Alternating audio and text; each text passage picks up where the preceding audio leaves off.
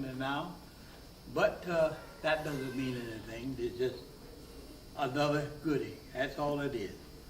I just want to say something about the youngsters probably don't know. That is how we got started with this.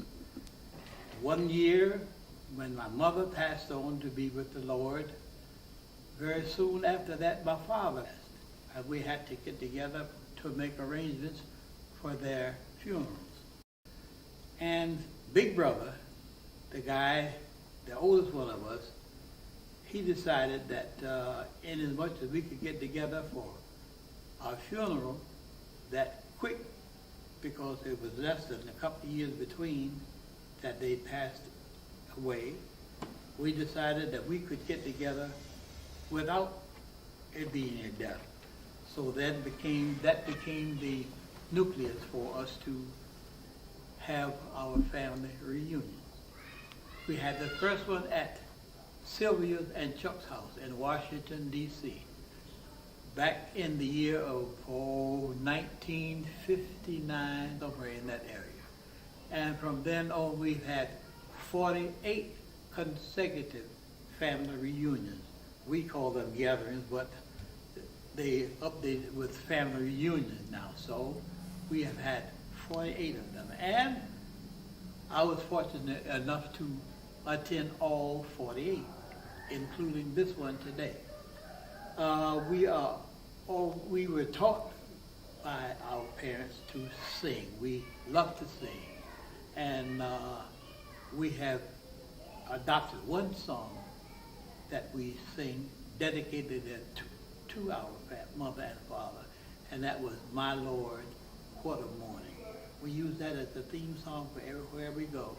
We sing it at every funeral that we have had, and we have had quite a few for the last 7, 8 years. We lost quite a few of us, and I miss them something awful. Big Brother, the oldest one of us, and that was Bill. Next to the baby, then there was Gladys, there was Vi. Then there was Sylvia's mother, Margaret. Oh, Dickie, Marie.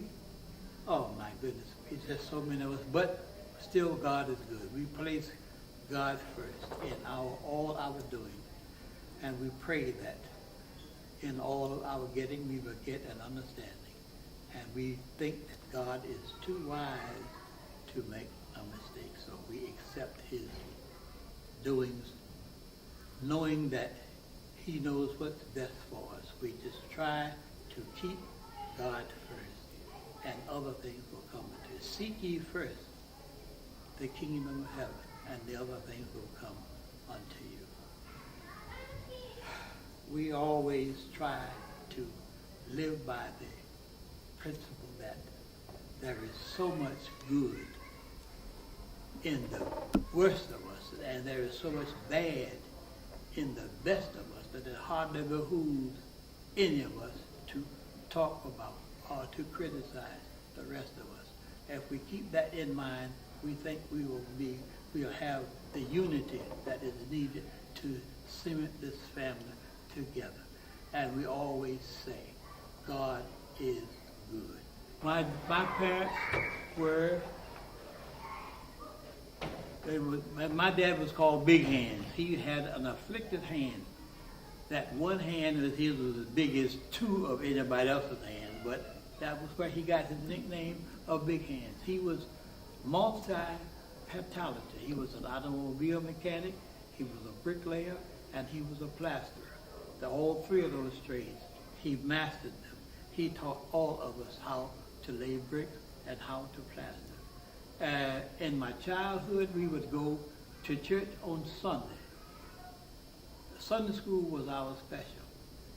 And if you did not go to Sunday school, my mama would see to it that you would not come off of the front porch. The kids would be playing baseball or anything else, but you stayed on the front porch because you didn't go to church.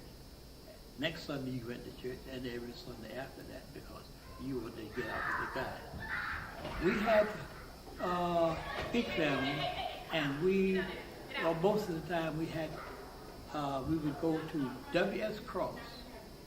They would be loading cabbage, and they would pick the big leaves off the cabbage and throw them on the ground. We would pick the big leaves up in a bag and bring them home. And that's what we ate for a long time. That's where we got our cabbage from. Potatoes were the same way. They graded potatoes on the railroad track behind us, and we would go up there and pick up potatoes. We had enough food, cabbage, and potatoes to feed a whole neighborhood. All of the guys my age that was smaller at that time, we would pick the stuff up and bring it home, and the whole family would be eating sweet potatoes, white potatoes, cabbage, and all of that stuff that we brought home like that. And another one we had coal stoves at the time.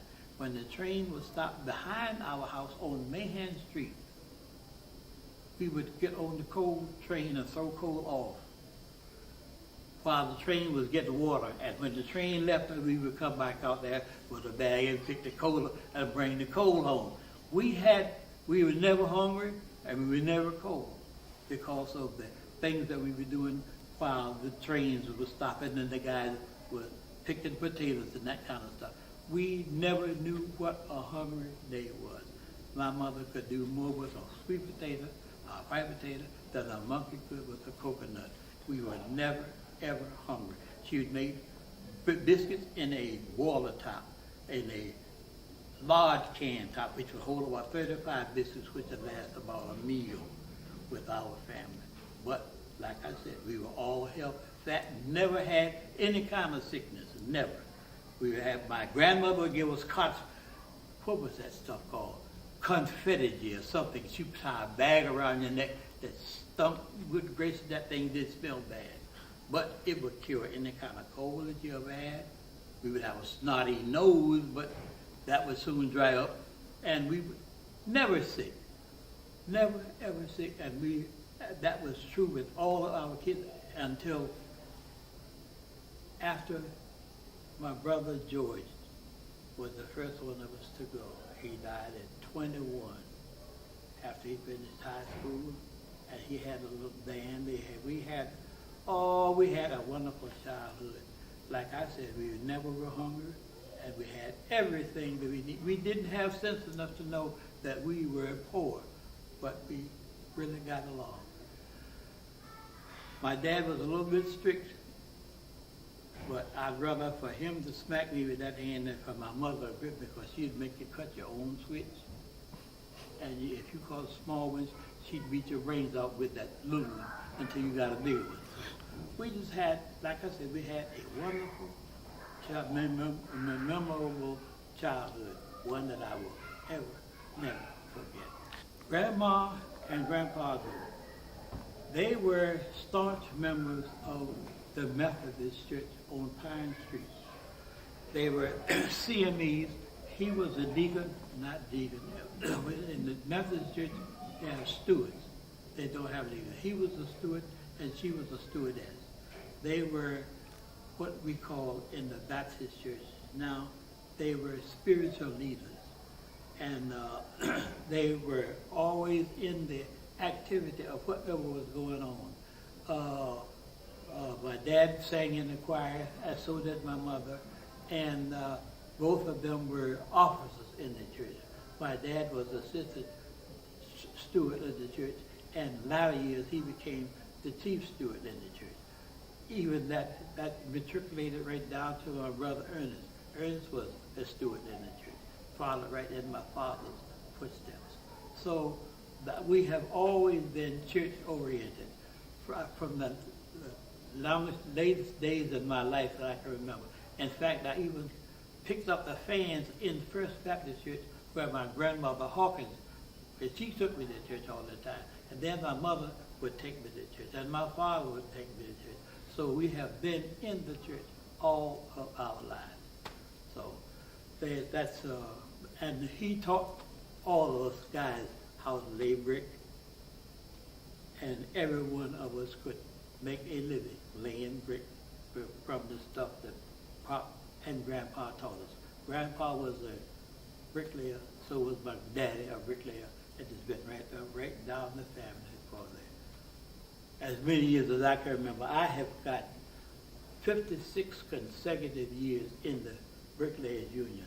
I have a gold card, and I'll never have to pay any more dues on account of the stuff that my dad taught me. There you go. Okay. Where'd the musical tradition come from? Well, I had a uncle that was a piano player, but he taught us a little bit about mostly the piano things that I do, self-taught.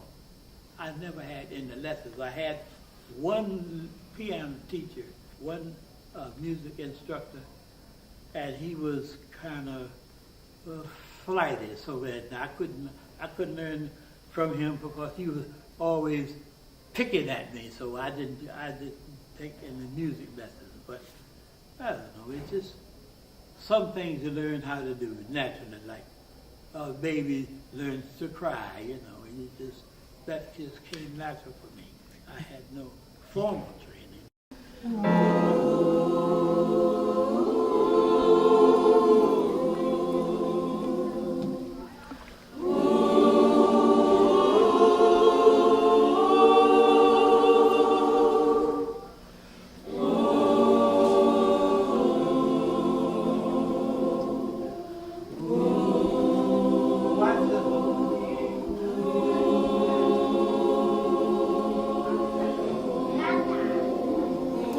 Now listen, all of you that don't know that, you give it somebody that knows. Give it somebody who knows. Okay, somebody that knows. Just stand aside. Don't know what to do, ask somebody to act like they do know what to Okay. do. I want you to sit. Just put your hand. Okay, and you're going to do that again now. Attention.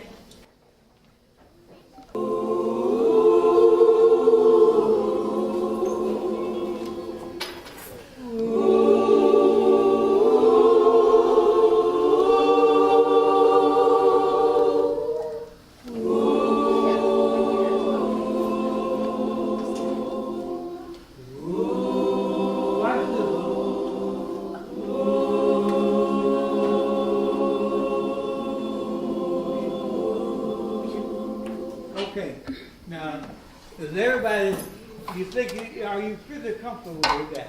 I mean, you can do it. Is anybody that's kind of feel a little bit funny with that? Everybody seem to know where you are? Turn on again. Okay.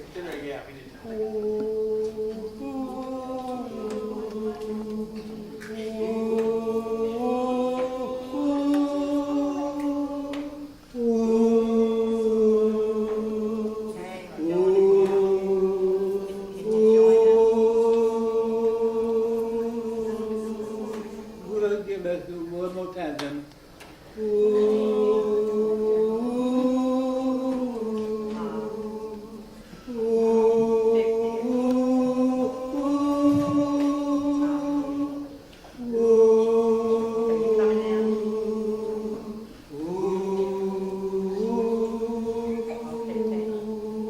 Okay, let's try it one now. Okay, let's try it.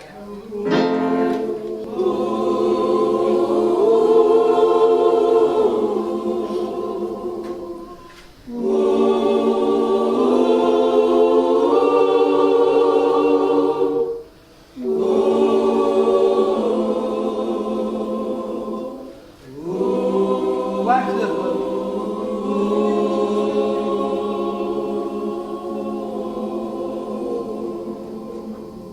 Pretty good. That I told you that. Yeah.